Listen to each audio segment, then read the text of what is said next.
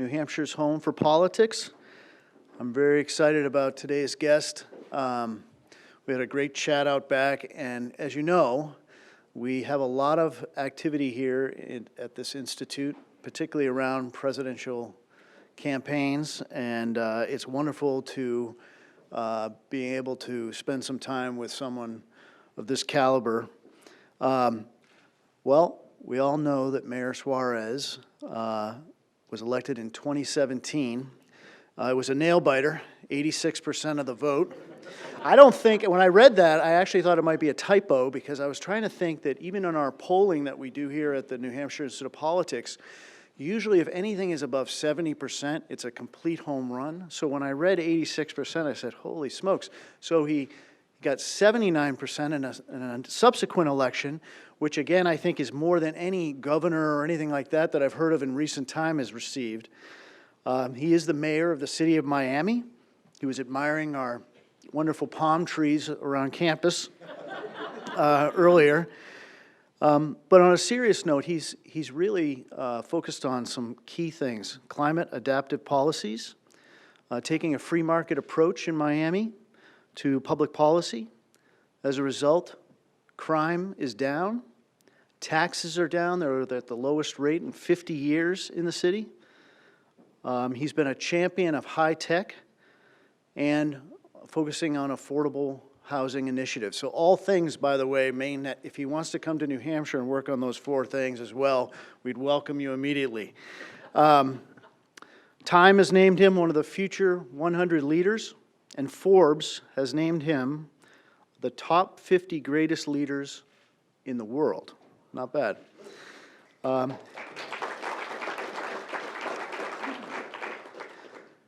His wife and 2 children obviously live in Miami, and we welcome him up here to see our foliage up in New Hampshire. Mayor. I see that there's water right there. Oh, appreciate it. Thank you, Neil.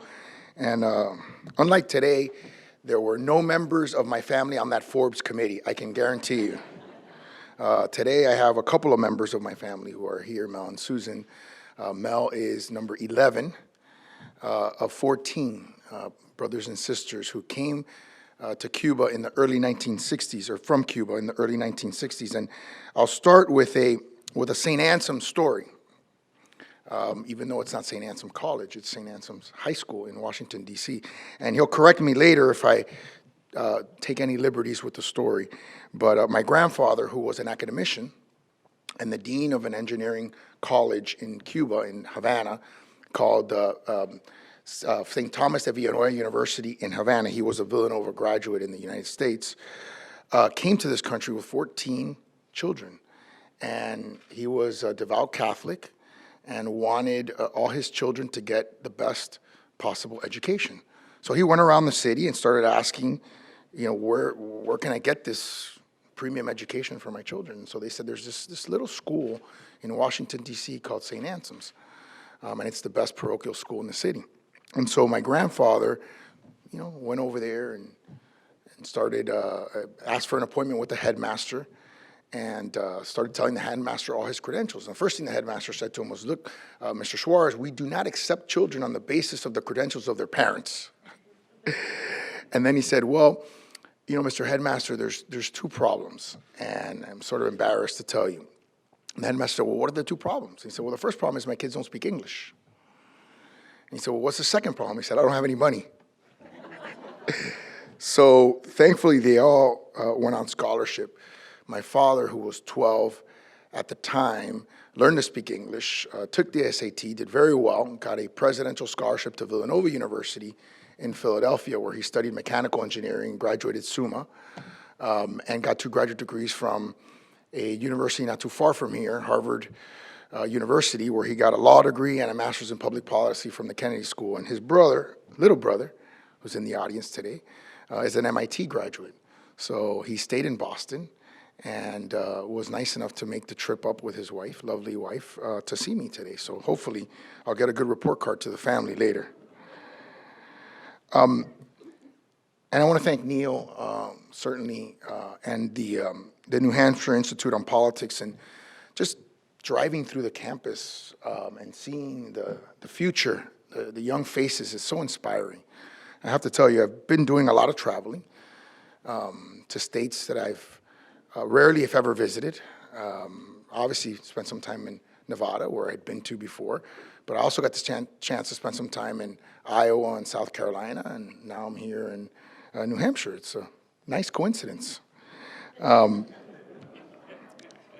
But I've been doing something that a lot of politicians don't do. I've been listening. And I got first elected in 2009. NEO focuses on the two mayoral races, 85 and 79%, but I first got elected by 262 votes when I ran for the council. It was, I think, a 3% margin. It was 51.5 to 48.5, and I won in a runoff. And I did it literally going door to door.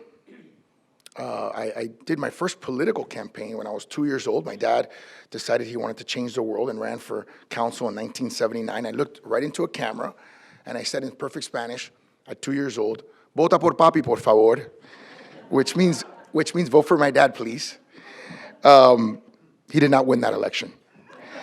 But he was known going forward as the Vota por Papi candidate, as the vote for my dad candidate. At least he had a cute son. But it's been an incredible journey, and I learned early on that if you want to be successful in serving and in representing people, the first thing you have to do, the most basic thing you have to do, is to listen. And so I started doing that, and I've listened in obviously some of the most critical states in our country that are going to be making a tremendously complex and difficult decision about the future of our country. And I'll tell you, I'm probably going to write an op-ed on this, it was very comforting. As I met people, I was very comforted to know that the future of our country is in the hands, at least at the beginning stages of this, what I call the most severe gauntlet that any human being can subject themselves, which is the presidency, that it's in the hands of such amazing people. Why would I, a mayor who's never successfully transitioned from being a mayor to being the president, a Hispanic, someone who's never held the White House, why would I consider this? It's a good question. It's a question I ask myself a lot, actually. But it really comes down to three things, sort of my Trinitarian background, right? The first is my love for this country. I first ran for office in 2009 because I love the community that I was raised in. My father has been in politics for a long time, and wasn't sure that I, growing up, wanted to be involved in it. It kind of felt icky, and I'm being honest, kind of felt icky, and I saw what he went through, and he was such a person of integrity, and I saw how he got beat up on times, and I didn't love it, to be honest. But then I realized there was sort of an inflection point in my life, and I realized you have a choice. You can complain about the problems, or you can try to solve the problems. And I didn't want to look back 10 years, 15 years from now and decide that I was regretful for not being a part of solving the problems of a community that had given me everything and given my family everything. And I find myself in a similar situation now. I love this country. As I said, my parents came here in the early 1960s. If my dad, some would say, is an IQ genius, my mother's an EQ genius. She's the life of the party. She's the one that shook all of your hands and got to know each one of you individually. That's my mom. I think Mel would agree with that. And so I'm the combination of those two personalities. But I love this country. My sisters, I have 3 younger sisters, no brothers. So to the extent that I'm smart, it's because I'm surrounded by these amazing women, a daughter and a wife as well. And I just feel such a debt of gratitude to this country that has given me an opportunity to be successful, to lead the city that I was born in. I'm the first mayor of Miami ever born in the city of Miami in the 125-year plus history of the city. My father was the first Cuban mayor of Miami, and we're the first father and son mayor ever. So it's been a beautiful journey for me in my life. But I think the second reason is the love of my own family. I have a 9-year-old boy and a 5-year-old girl, and I'm scared for their future. I think, I've tried to build the best city that I can, sort of this bubble, if you will, to try to make sure that their future is safe and insured and guaranteed. But then I realized that there's a lot outside of that bubble. And when you look at, what happened in Afghanistan with the hasty and incompetent retreat from Afghanistan, which created a vacuum of security in the world, which has, in my opinion, in many ways led Putin to make the decision to go into Ukraine and create tremendous instability in our world in terms of energy prices and all of the instability that it's caused, all the tension that it's caused. When you look at the rise of China and you see their ambitions and their sort of 100-year plan and where they are in that plan and how well they're executing it vis-a-vis how poorly we're responding to it, and the fact that we're transferring anywhere from $500 billion to $1 trillion of wealth to them on an annual basis, either through stolen IP or through a trade deficit with them. And then you look at the investments that they're making in Africa and South America, particularly in our hemisphere, and you see our hemisphere going left. Before it was Cuba, Nicaragua, Venezuela. Now you have, left-of-center governments in Colombia, in Argentina, in Chile, in Brazil. Right? That is scary stuff. And of course, that's going to put immigration pressure on our country. Of course, people are going to want to come to our country because it's the country of prosperity and freedom.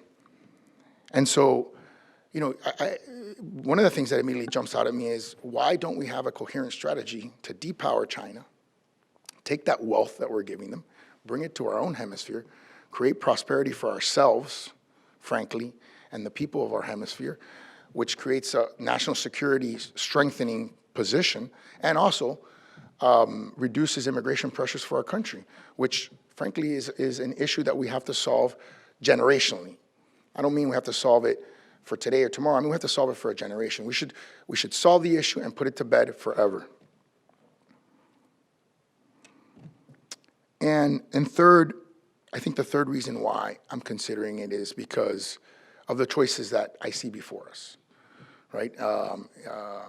Certainly not happy, as you can see of my worldview. And of course, I failed to mention the rise of the Middle East and the fact that China is not only taking our money, but now they're brokering peace around the world, which is unbelievable. I would have never thought that I'd see a day where China would be brokering peace between the Saudis and the Iranians, and that they would be involved in trying to solve the Ukraine-Russia crisis or a war, essentially. I would never have thought that a day would come where we would be slipping in our position in the world so fast. And when I see the choices that we have, certainly I'm not enamored with the president and with the current status quo, but as I look at the Republican side of the aisle, I think to myself, what does it take for us to be successful? And I don't just mean win an election. I do think it's important to win the election. Obviously, if you don't win the election, you can't govern. But I'm going beyond that. What does it take for us to be successful as a country? And I think at its core, what it takes is for us to be competitive, right? This is the United States of America. We should lean into competition. It's what makes us strong. It's what weeds out bad ideas and propels good ideas. It's part of our DNA. It's part of why our family succeeded here. We were able to get educated. We were able to work hard. We were able to compete, and we were able to succeed. And I feel like that's being lost in the modern day world. Certainly, I think the Democrats' version of success is government solving every problem. And I can guarantee you, from the country that I came from, that a charismatic leader tried to convince everyone, just give us all your property, give us all your businesses, and don't worry, we'll make everybody equal. And he did. He made everybody equally poor and equally miserable. And so he accomplished his goal, but he created tremendous poverty. When you look at places like Venezuela, where 90% of the people, it's one of the wealthiest countries in our hemisphere, 90% of the people now live below the poverty level. Right? They've lost, I think, a fourth of their population, 75% of their GDP. I mean, it's incredible how this perverted ideology has continued to convince people of its wisdom despite its failure. And so I see that happening, and I see it happening in our own country with American cities, and it upsets me. 85% of Americans live in American cities, and 91% of the GDP produced by our countries is produced by people who live in American cities. Stuff you're not going to hear this from any other candidate, or from any other potential candidate, I should say. Let me get some water on that note. Not a Marco Rubio moment. I'm not reaching like below or anything like that. And I love Marco. I'm just giving him a hard time. I'm concerned about the choices, right, that we have. For me, when I think about what would be my ideal candidate, as a voter, not as a candidate, as a voter, I'd want the person to be generational. Why? Because I took over for a mayor in the last generation, and I saw immediate dramatic improvements in the way that we were able to compete as an ecosystem, and I'll talk a little bit about that.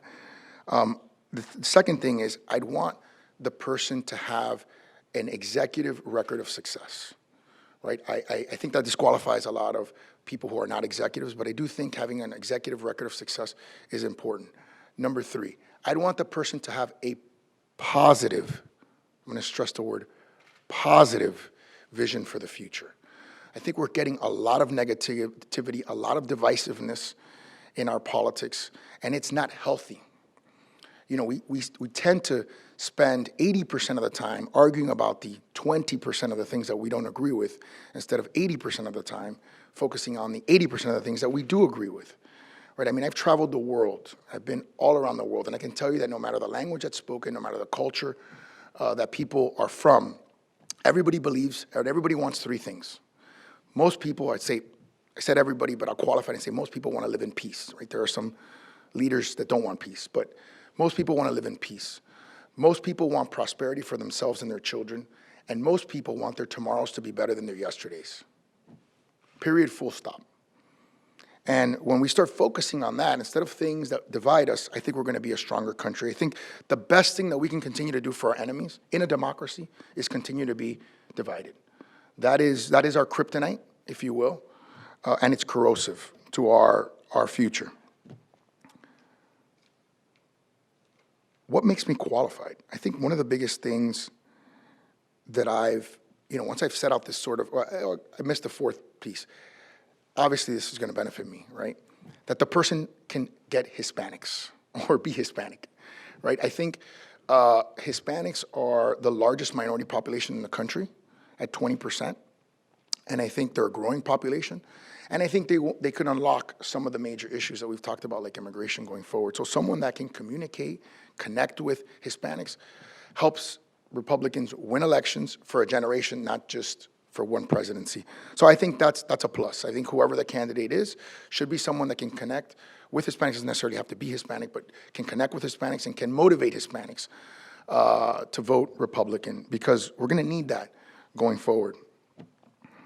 What makes me feel that I am qualified, frankly, to be the president? I think that's when I've gone to some of the states that I've been to, or all the states that I've been to.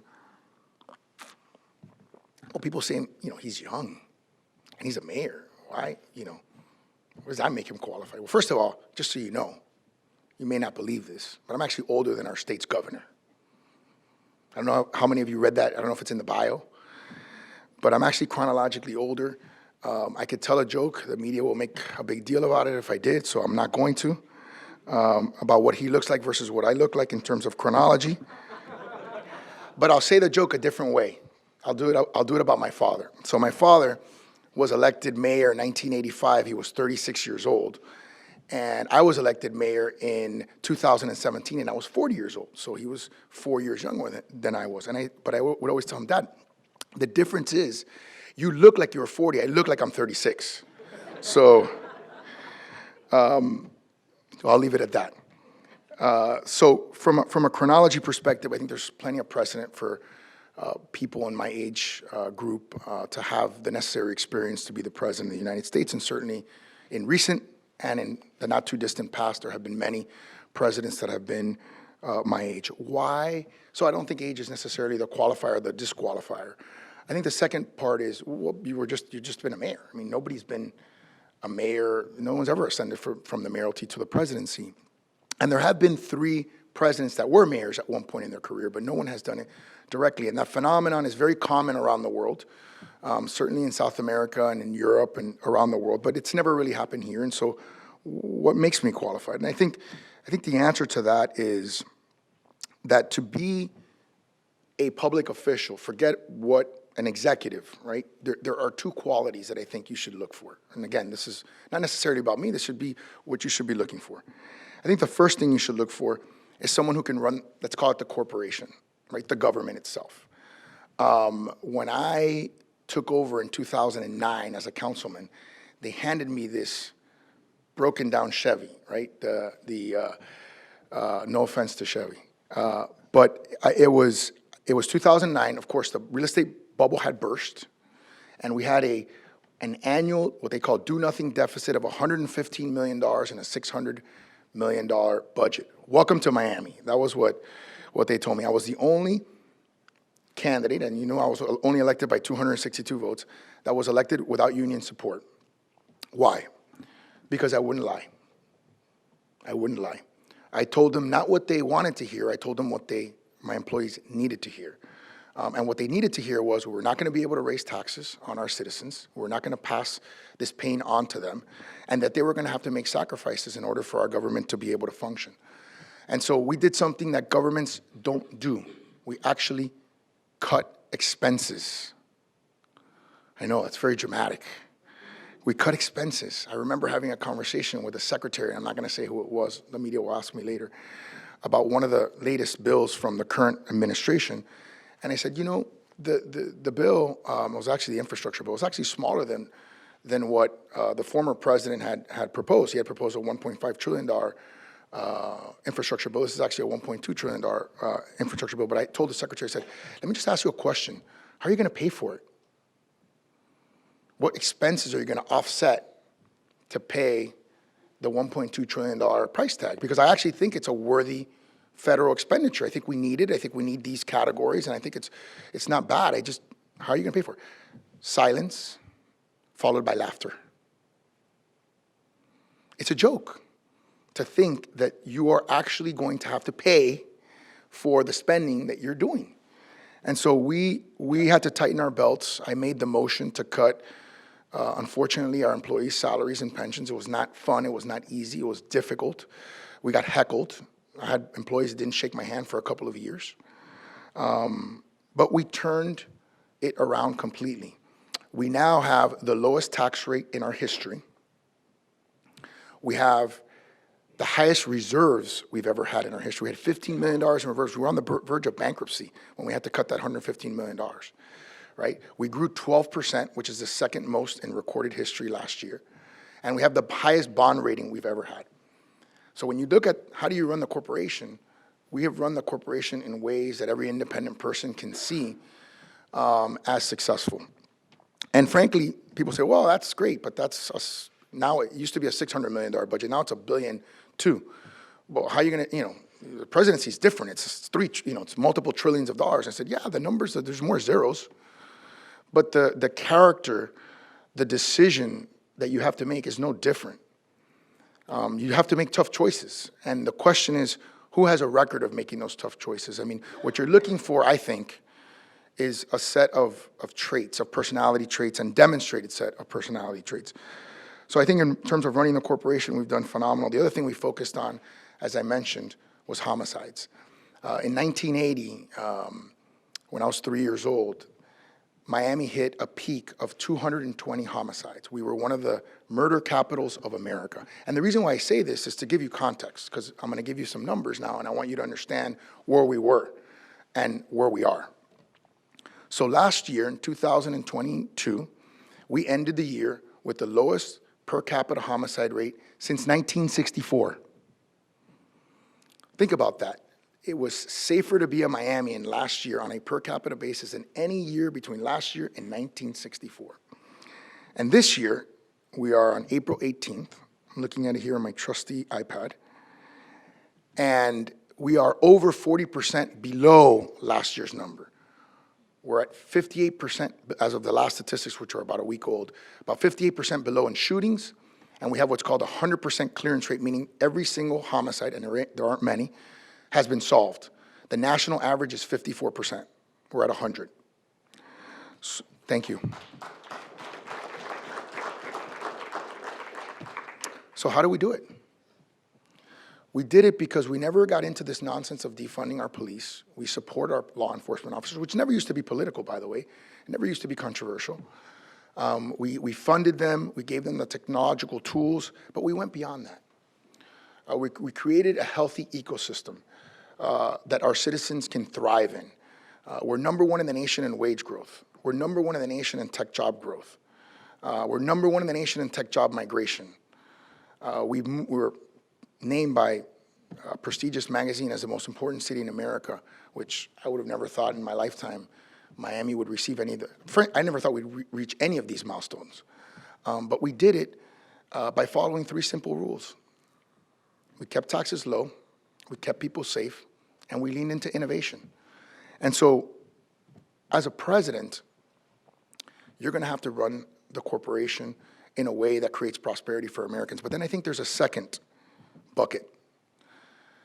And it's not in the job description per se, but every president, every leader has this responsibility. It's really a moral responsibility, and it's a responsibility to lead, to convene, to create ideas, to go beyond the X's and O's of running the corporation. And we've done that by a variety of ways, but 2 that I can think of off the top of my head was one of them is when all of America was saying no to innovation, which I think is completely anti-American. In New York, at the time, they had won the Amazon HQ2 prize, 50,000 high-paying jobs, and Congresswoman Ocasio-Cortez said, no, thank you, and they left. You know, and in San Francisco at the same time, an elected official was saying, F Elon Musk, and he replied, message received, and he also left, right? And the issue isn't per se that you kicked out a company that had 50,000 high-paying jobs. That's bad enough. I think that's pretty bad, right? Or that you kicked out what is arguably the wealthiest person in the world from your city. That's not the core issue. The core issue is the signal that you're sending to the world. If you're successful, if you want to create high-paying jobs, we don't want you. We don't need that. We don't need that kind of prosperity. And that scares me. And so right around the same time, someone from the Founders Fund, which is a very well-known venture capital fund in Silicon Valley, put out a tweet that said, this was on December 4th of 2020. Hey, what if we move Silicon Valley to Miami? And I responded very innocently, how can I help? That was it. The tweet went viral because it was a juxtaposition to the attitude that people had about American innovation at the time, which is crazy for me to think about. And what happened since then in the last 2 years? Well, in the last 2 years, we've grown our venture capital pipeline by 600%. Right? Last year, we did $6 billion in deal flow. It's an 80% increase just year over year. And we've attracted about $2.5 trillion of assets under managed companies to our community. Why is that important? I mean, that's great that all these incredibly successful and wealthy people are coming. Well, I think it's important because I have a 9-year-old and a 5-year-old. And I want to make sure that when my 9-year-old and my 5-year-old graduates, that they have a great job and that they can provide for their families as I've been given an opportunity to provide for my family. And I think that I owe that to all Miamians to try to create the best opportunities for them with not the running the corporation power, but with the convening and the inspirational powers that I have. And, you know, it's been incredible. I never would have guessed it. I never would have guessed in a world. I have this concept called Godfidences, and I can get into all these sort of Godfidences that have happened in my life. But I would have never imagined in my life that I'd be standing on a podium in front of you in New Hampshire, a place I've never been to, talking about potentially leading a country that I love. I would have never thought that in my wildest dreams. It was not in my life plan. You know, I wasn't the 3-year-old in the beginning of class saying, hey, I want to be the president of the United States. That wasn't me.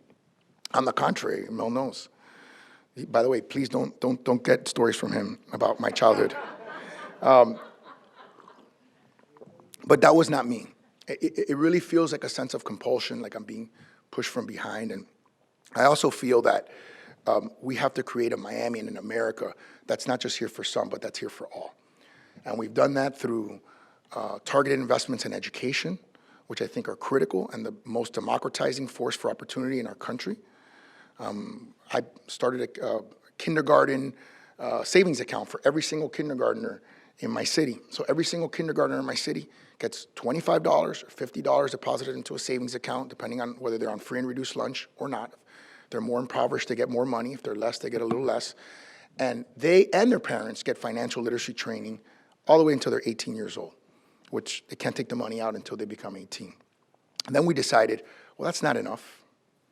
What about 11 to 18-year-olds? And we decided we're gonna analyze the nonprofit landscape, and we're gonna fund 5 performing nonprofits to teach STEM education to 11 to 18-year-olds. And we said, well, that's not enough either. What about high school kids? So we decided to set up the first Miami-based tech charter school, which will begin this August, and kids will be able to graduate from that school for free with an associate's degree. And then we said, well, that's not enough. I mean, what happens next? And so then we teamed up with philanthropists in our community, and the city made a very modest investment of $500,000, and we raised $5.5 million from philanthropists and from private universities, and we created a scholarship fund. So every single Miamian that is a Pell Grant recipient that wants to get a STEM degree goes to school for free. We pick up the difference for 4 years.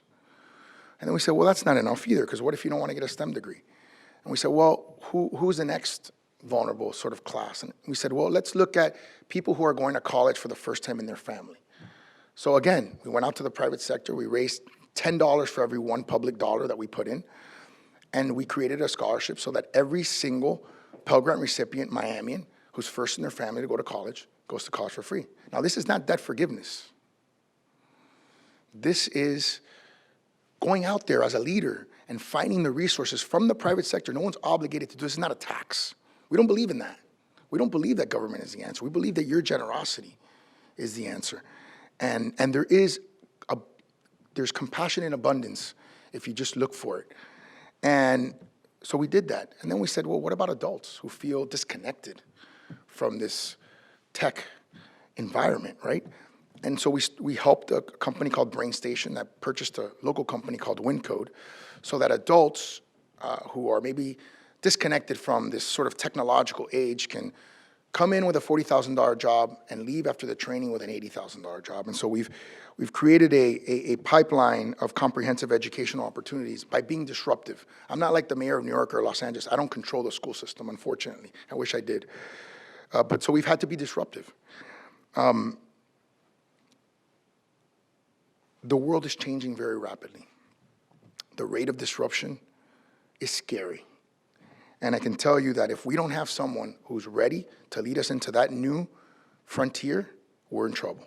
That I can tell you with 100% certainty. So whoever you choose to lead our country, whoever you choose, please keep that in mind, that the threats and the disruption that's coming is faster and more vicious than ever. The AI, I'm sure a lot of you have heard about ChatGPT 4, 5, 6, 20, 25, 27, combined with quantum, combined with sort of this digital revolution that we're in, is changing the world rapidly. So what I've seen is this sort of metamorphosis. I call it a tsunami of opportunity. And I saw it happening when I was mayor, and I'm seeing it again. And that's partly why I'm here. So I guess the next question would be, well, why haven't you decided? Why aren't you here to make an announcement or something? Thought about it. No, I think for me, it's running for president, as I mentioned, I think earlier, is the most severe gauntlet that you could subject yourself and your family to. My son is 8. My son is 9. I was 8 when my dad was elected in 1985. He was mayor from 85 to 93. I was 8 to 16, and it's tough. It's tough on the children. And I worry for them. I worry for them in the macro sense, right, about their future in this country, but I also worry for them in the micro sense as their father, and making sure that I can provide for their emotional needs and making sure that they can live as normal a life, given the fact that, their father has chosen to subject themselves to this crazy world that we call politics. And then, of course, I was talking to a very famous consultant recently, and she said that I was an asterisk. And I said, yeah, I've never really been an asterisk, which means you're like, on a pole, you're like the asterisk. I can tell you that when I first ran for office, I started the campaign 2 years early. This is not one of those 2-year-long marathon campaigns if I were to decide to do it. So I ran for a whole year, raising money. And then the second year, I was walking door to door, as I mentioned. I did my first poll, I'll never forget this, in January of 2009. My opponent was at 34% and I was at 9. So probably 9 points higher than I am now. And I remember thinking to myself, had I done this poll a year ago, I wouldn't have run, because I would have thought it was impossible. But I'm already a year in. You know, I'm out there. I'm exposed. You know, I don't want to be a quitter. I don't want to quit. So I think there's only one option, which is to, you know, when you see those horse races, you know, you sort of see the blinders on the horses. You just got to go. I mean, don't even think about it. Don't look back. Don't turn sideways. Just go. Give it everything you got, and at least you'll know that you put in the maximum effort. And I think this does not feel like the 85% campaign. This feels a lot like that 2009 campaign where you have to have such a compelling vision. You have to offer something that's so different and so refreshing that people say, yeah, we see those front runners. We get it. We know they're there. We know what we have there. But this is just so radically different, so radically refreshing, and so radically good for the future of our country that we feel compelled to go in a different direction. And that's what I have to convince you of. And that's what I have to convince myself of. So I just want to thank you for listening so long. I didn't anticipate talking this long. I want to listen to your concerns and answer your questions. I want to ask you for your prayers for me and my family for this decision that I have to make. And I want to do something radical, which I'm not sure that anybody's ever done. I did this in Iowa, and people kind of freaked out. The cameras are on, so this may be broadcast, so it's even more radical. But I'm going to give you my personal cell phone number, which is area code 305 992 3342, 305-992-3342. Now, let me tell you a little something about my cell phone number.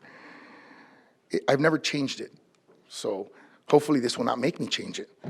But I have found that people are extremely respectful of having access to me. I try to be as responsive as possible given the volume of calls and text messages that I get. But I want your feedback.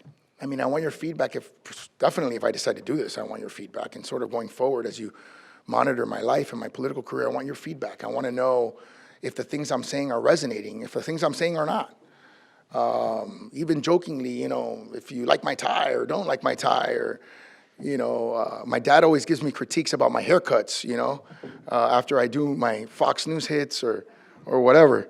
So I always welcome feedback because I think it's honest feedback that gets you better and stronger if you're willing to listen and to learn and get better. So thank you. God bless all of you, and I'm happy to answer any questions that you have.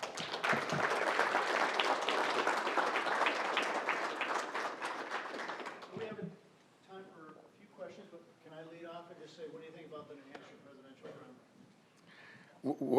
run? That's kind of a loaded question. Yeah, I love it. Look, I think New Hampshire is an incredible, from what I know of it, of the state, it's incredible because, I'll be honest with you, I think I've been to, like I said, Nevada, South Carolina, Iowa, and New Hampshire, and I would say there's a commonality, there's a common thread. And the common thread is the people who are making this decision take it very seriously, number one. Common thread number two is, and this was a little bit of a surprise for me, to be honest, is they're far more open than I thought that they would be. And I mean open like in the sense of wanting to meet new people, hear and listen to new things and different things.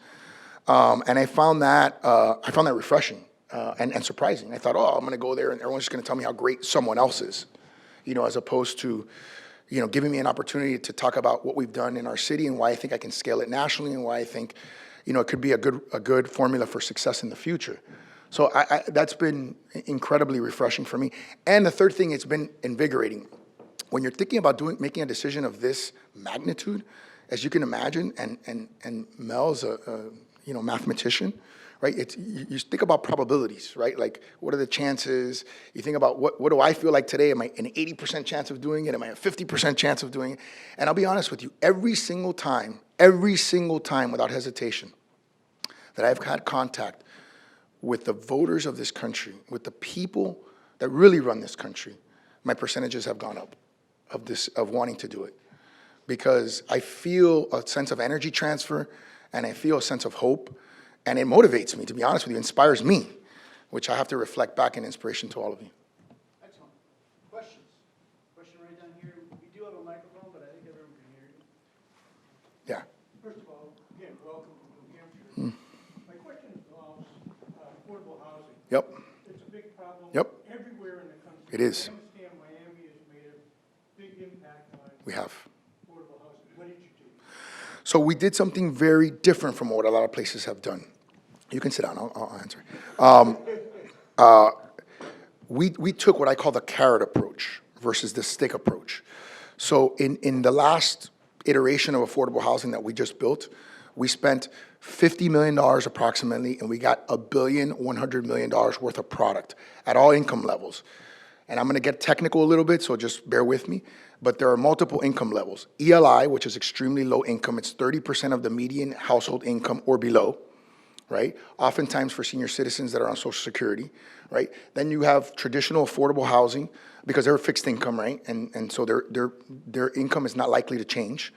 Then you have what you call traditional affordable housing, which is in the vicinity of 50 to 80% of area median income. Then you have what you call workforce housing, which is somewhere in between 80 and 120 or 140, depending on how you want to define it. And then you have market rate, right? So there's a blend there, but it's highly weighted towards the bottom two.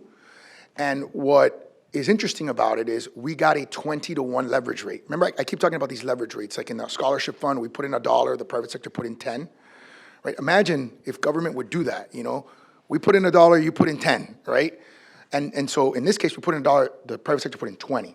So you get significantly more bang for your buck, if you will. And we're able to create, just in that $1 billion, I think it was over 3,500 units. So I think that is a model for success. Let me tell you what I don't think works. 35,000 units. No, 3,500. Sorry. 3,500, yeah. I wish it was 35,000. Then we can just go crazy. We solve everybody's problems, just from Miami.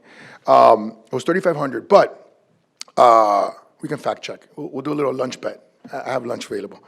And I'll tell you what doesn't work. What happens oftentimes with the press, and with the general public too, and it's fair. When there's a problem, they go to government, you solve it. And it's dangerous. I'm telling you, it's dangerous, right? So what has happened in a lot of places? Rent control, right? And they talk about rent control. And certainly rent control makes you feel good, right? The government is doing something. Your rent is controlled. And by the way, in all these affordable housing products that I just talked about, this $1 for 20, the carrot approach, what I call the carrot approach, they all have rent control in the sense that, but you're getting a carrot, right? You're getting something, you are accepting money in order to build something, and then you are agreeing voluntarily to control your rent increases over a long period of time. Let's call it 30 years, right? It's a 30-year, what they call affordability period, right? What other cities have done, which creates a much bigger problem, is rent control. Why? It makes you feel good. You're the government, you've done something, you've solved the problem. Not so much. What happens when you have to recapitalize the building, right? When you have to renovate the building. A bank's not gonna lend you money to renovate the building because they're not gonna be able to get a return on their investment. So what happens? The buildings start decaying. And so you're starting to see cities and countries like Cuba where the buildings just decay and decay and decay. What about new product?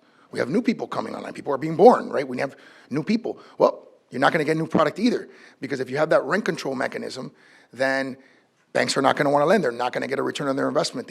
It's too risky.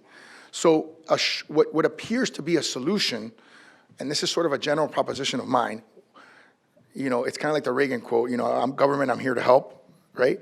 Oftentimes when government is the intervening factor, it often makes things worse instead of making things better, right? And so I do think that there's a space for government, particularly in affordable housing. And I'll tell you this, I'll go a step further.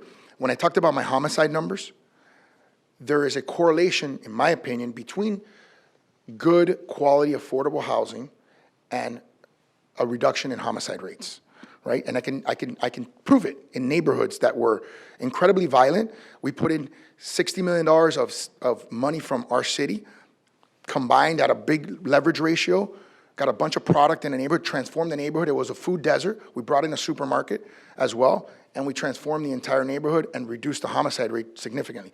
So I don't want to just give the impression that a reduction in homicide rate is only increasing, policing. That's a huge factor.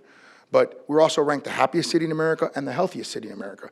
I agree in those qualitative factors as well, because if you're healthy, then you're not going to have a lot of these mental health issues. You're not going to have, which is an incredible scourge in our country, right? An under-resourced, under-discussed, and under-thought-through problem, which is creating a massive amount of issues in our country, right? But you won't have as many mental health issues. You won't have as many physical health issues, which creates a burden on our hospital system. So an ounce of prevention creates a pound of savings in the long run. But yes, affordable housing is critical across the country in urban America. Another question? Yes. Mayor, can you tell us something about what you have done with regard to homelessness in the city of Miami? New Hampshire and Yeah. Manchester in particular, Yeah. which is the largest city in our state, Yeah. has been facing a critical issue with regard to Otto. homelessness. Yes, thank you. I apologize for trying to get some water. We have 608 homeless in our city. 608. In the last census, we had 640. Thank you, buddy. Thank you. Perfect. We reached what we call functional zero veteran homeless about 2 years ago, meaning that we have, as certified by the federal government, essentially no veteran homeless. I decided that it was a noble goal. It's part of my Judeo-Christian background, but it's also, I feel like a moral obligation. But I also think that cities are defined by what they do for the least, the last, and the lost, the least of their brothers and sisters. That's what I was taught growing up. And it's great for Miami to be successful on one end of the spectrum, but if we're not taking care of the most vulnerable, then are we really successful in the holistic sense? And so we actually put out a plan. I put out a plan about 4 months ago. We're starting to see some progress from 640 to 608. First of all, 608 is extremely low. And part of the reason why it's extremely low, I have to take a step back and say we have something called the Homeless Trust. And the Homeless Trust is a 1%, it was funded essentially by a 1% tax on hotels, on beds, on tourists who come to the city. So they pay a 1% tax. It funds about $50 million in revenue, plus whatever federal money we receive. And about 15 years ago, we created a decentralized network of homeless assistance centers, which provide mental health treatment. They provide drug abuse and substance abuse treatment and vocational training. We've talked about how disruptive the world is and how job titles are changing and how crazy things are. Sometimes people just lose their job and then they need a different set of skills to be able to reintegrate into society. So job training is a massive component of it. And then of course, giving them a dignified place to be rather than on the streets, right? Which is not good for them. And frankly, it's not fair to everybody else. We've been so compassionate. We used to be under a federal lawsuit called, I just lost the name of the lawsuit. It'll come back to me. But we were under a federal lawsuit because of how we treated the homeless in the past. And under my administration, we came out from underneath, at Pottinger's was the name of the lawsuit. We came out from underneath that lawsuit because of the resources and the compassion with which we deal with the homeless. I believe that we can get to zero. But nobody was even challenging us to get to zero. Right? And so we put in an extra $7 million, and we're putting in some more money on the housing side as well to make sure that we can house the homeless, we can train the homeless, we can cure the homeless. And sometimes you have to be daring and foolish enough to have a goal that no one thinks is possible. It's kind of like running for president when you're the mayor of Miami. Right? I mean, and to do the really, truly exceptional, you have to at least believe it's possible. And I think one of the things that I don't know how many of you ever saw the movie Stand and Deliver? Show of hands, anybody? Stand and Deliver? It's your homework. If you haven't seen it, it's your homework, okay? It's a movie about a math professor in South Central LA named Jaime Escalante. And he taught remedial students in South Central LA AP calculus. And so the delta between what we were expecting of our students and what they could accomplish was massive. And I see that all across the country. I think that the delta between the expectations that we have for ourselves and what we can accomplish is enormous. And we need to get closer to reaching that potential if we want to thrive in the next generation. All right, we got time for one more. Yep. Very harmless questions I will ask. They can be harmful too, but I have a security detail. So depending on how harmful the questions are, somebody might snatch you. No, I'm just kidding. I want to know what's your reason tourist business. I'm sorry, well, Well, you're, to me, yes. outsider looking in. Yes, ma'am. So you are looking from your Miami, you're looking out. Yes, ma'am. I am looking in. Yes, ma'am. Florida. The business, I know I'm with all the Republicans, I may be the only Democrat. It's okay. But, with your governor acting up, so how's the tourist business? I know I'm Yeah. visiting Florida for a long time. Yeah. Have you ever read the Serenity Prayer? Have you ever read the Serenity Prayer? The Serenity Prayer. God, give me this. Now I'm going to forget the exact. Anybody can want to read it out for me? Anybody have it memorized? I think it's God, give me the courage to change the things that I can change. Right, exactly. So I try to change the things that I can change, and I try to do the very best that I can to create an inviting place. We were named the most diverse city in the United States, in Miami, and I'll tell you that I have a concept called, in sort of this metamorphosis of Miami from just the capital of Latin America, I want it to become what I call the capital of capital. I want it to be the central aggregation point and the central deployment point of capital in the world. And I think that's important for our country, by the way, because I think we're becoming more decentralized than ever in terms of how we create companies and how we create jobs. But I think the decision-making and the aggregation of capital should be in this country. And I'll tell you, everybody else wants that designation in the world. The Middle East, I can tell you, is fervently trying to establish themselves as the capital of capital. Certainly China would love to be the capital of capital. But as I've traveled the country and I've traveled the world, everyone is paying attention to what's happening in Miami. I was recently in Japan. I was recently in South Korea. I've been to the Middle East, all the major countries there. I brought a huge conference from the Middle East to Miami. Everyone is paying attention to what we're doing because we're leaning into a fundamentally American model of success. The American dream should be accessible and available to every single person, no matter what it is or what it means to you. It's different for everybody, but it should be accessible, and I think that's what worries me about the future. I hope I answered your question. No? You wanted to ask it again? You want to give me a mulligan? No? Okay. Okay. Thank you.